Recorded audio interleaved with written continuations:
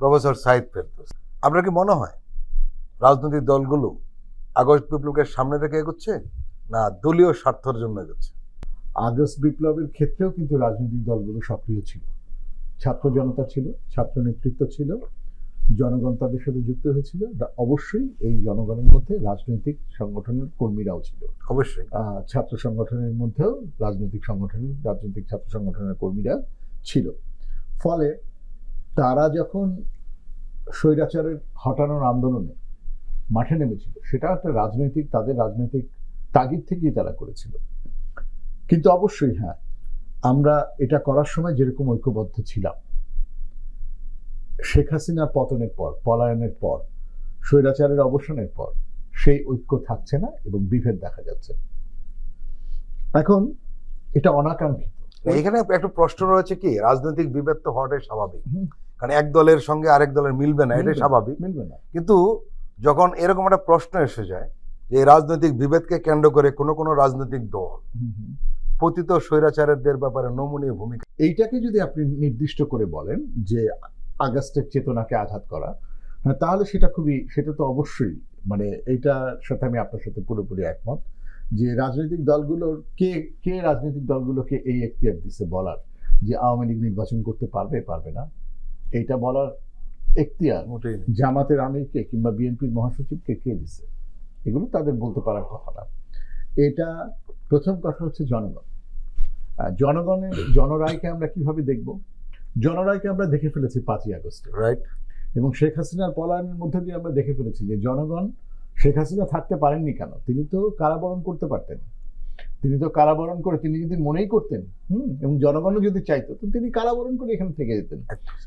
জনগণের রায় বলে এখন আমরা রাজনৈতিক দলগুলো বলছে যে জনগণ রায় দিবে এই দলটি রাজনীতি করবে কি করবে না, কিন্তু রায় তো হয়ে গেছে। উদার রাজনৈতিক জায়গা থেকে বলতে চাচ্ছেন, হ্যাঁ, এবং যারা বলতে চাচ্ছেন তাদের মধ্যে আবার অনেকে আছেন সরাসরি আওয়ামী সিম্প্যাথাইজার, কেউ আওয়ামী বেনিফিশিয়ারি, যে না কোনো রাজনৈতিক দলকেই আওয়ামী লীগ যেটা করেছে এটা অন্যায়, তারা কথা বলতে দেয়নি বিরোধী শক্তিকে। এখন আমরাও যদি বিরোধী শক্তি হিসেবে, এখন আমরাও যদি আওয়ামী লীগকে কথা বলতে না দিই, সেটাও ইতিহাসের আরেকটা ভুল হবে। এইসব লিবারেল কথাবার্তার সময় আসলে এটা না। বাংলাদেশ যা কিছুর মধ্যে দিয়ে গেছে, বাংলাদেশের মানুষ যে নৃশংসতার মধ্যে দিয়ে গেছে, লম্বা সময় ধরে যে মানুষের জীবনের যে চূড়ান্ত অবমাননা এবং পর্যুদস্ততার মধ্যে দিয়ে বাংলাদেশের মানুষ পার করেছে, তারপরে জুলাই আগস্টে যা ঘটেছে, যে পরিমাণ হত্যাকাণ্ড ঘটেছে, এরপরে আওয়ামী লীগের দল হিসেবে অন্তত একটা নির্বাচন তো অন্তত তাদেরকে রহিত রাখাই উচিত। একটা নির্বাচনে তো অন্তত তাদের আসতে দেওয়া উচিতই না এই মুহূর্তে। একই সাথে আমি যেটা মনে করি সেটা হচ্ছে যে এই যে বিচারের প্রক্রিয়া, দেখেন, আমি সংস্কারগুলো কেন ঠিক মতো হচ্ছে না, কেন প্রতিষ্ঠানগুলো ঠিক মতো কাজ করছে না, কেন পুলিশ ঠিক মতো কাজ করছে না, এগুলো নিয়ে আমরা যখন কনসার্ন ব্যক্ত করি, আমি সাথে সাথে নিজেকে মনে করাই দিই যে সরকারের লিমিটেশনস আছে, সরকার চাইলেই এটা পারবে না।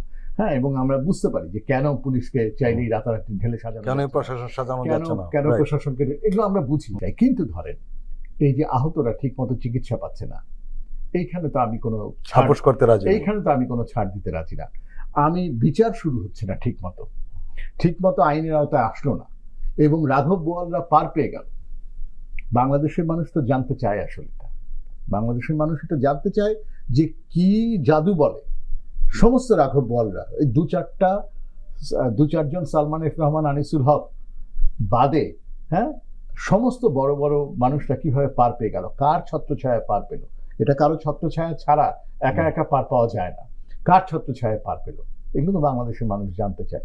ফলে এগুলোকে খুব সুস্পষ্টভাবে এইগুলোর ব্যাপারে এবং বিচারের আওতায় আনা। ফলে আওয়ামী লীগের রাজনীতির প্রশ্ন নির্ভর করছে ব্যক্তি হিসেবে এবং সংগঠন হিসেবে তাদেরকে আগে বিচারের আওতায় আনতে হবে। প্রফেসর জোশী, প্রফেসর সাইদ যে কথাগুলো বলছিলেন, বিশেষ করে শেষ দিকে উনি যেটা বললেন যে বিচারের আওতায় আনা দরকার, তারপরে আওয়ামী লীগ রাজনীতি থাকবে কি থাকবে না সেটা পরে সিদ্ধান্ত হবে।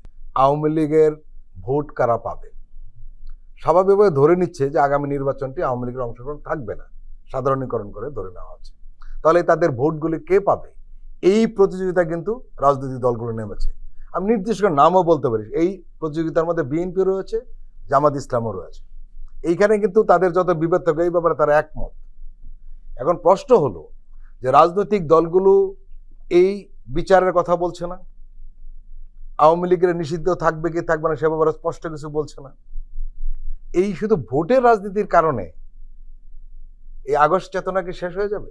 যেই বাংলাদেশ দেখার জন্য, করার জন্য আমাদের মুক্তিযুদ্ধ হয়েছিল, আমাদের মুক্তিযোদ্ধারা তাদের জীবন দিয়েছিল, 53 বছরে তো আসলে আমরা সেই বাংলাদেশ পাইনি। বিশেষ করে 17 বছর যে একটা স্বৈরাচারী সরকার, যে খুন, গুম, আয়নাগর, পুরো দেশটাই ছিল একটা আয়নাগরের মতো, মানুষ কথা বলতে পারতো না। তো এই 5ই আগস্টের যে স্পিরিটটা ছিল, সেই স্পিরিটটা এখন রাজনৈতিক দলগুলোর, আপনি যে কথা বলছেন যে ভোটের যে হিসাব নিকাশের কারণে, সেই স্পিরিটটা এখন দেখা যাচ্ছে যে একটু ক্ষয়ের দিকে। তো এটা অত্যন্ত দুঃখজনক। বাংলাদেশের মানুষ সবকিছুই অবজার্ভ করছে। এখন রাজনীতিতে অর্থাৎ ক্ষমতায় দেওয়ার জন্য যদি একটা অনৈতিক, একটা অশুভ এবং একটা অসুস্থ প্রতিযোগিতা হয়, যদি কোনো রাজনৈতিক দল বাংলাদেশে করে, এটা হবে অত্যন্ত দুঃখজনক। এবং আমি মনে করি বাংলাদেশের মানুষ এখন অনেক সচেতন। যেমনটা আপনি প্রশ্নটা করছিলেন যে আওয়ামী লীগের যে আপনার যে দায় দল হিসাবে এবং ফ্যাসিস্ট সরকারের প্রধান হিসেবে শেখ হাসিনা, তাদের যে দায়, তাদের যে মন্ত্রিপরিষদ, তাদের যে দায়, এবং সেইটা সেই বিচারের আওতায় এনে বিচার কার্য সম্পূর্ণ হওয়ার পরেই আমরা মনে করি যে আওয়ামী লীগ বাংলাদেশে রাজনীতি করার আবার পুনরায় যদি নতুন করে তাদের সেই নেতৃত্ব থাকে, যে নতুন করে বাংলাদেশের রাজনীতিতে আসার সুযোগ হয় এবং মানুষ যদি সেটাকে গ্রহণ করে, তার আগ পর্যন্ত যদি এখন জামাত এবং বিএনপি বা অন্য রাজনৈতিক দলগুলো শুধুমাত্র ওই ভোটের জন্য, এটা আপনার 5ই আগস্টের যে স্পিরিট, জুলাই রেভলিউশনের যে স্পিরিট, সেটার বিরুদ্ধে যাবে এবং মানুষ এটাকে কখনোই ভালো চোখে দেখবে না।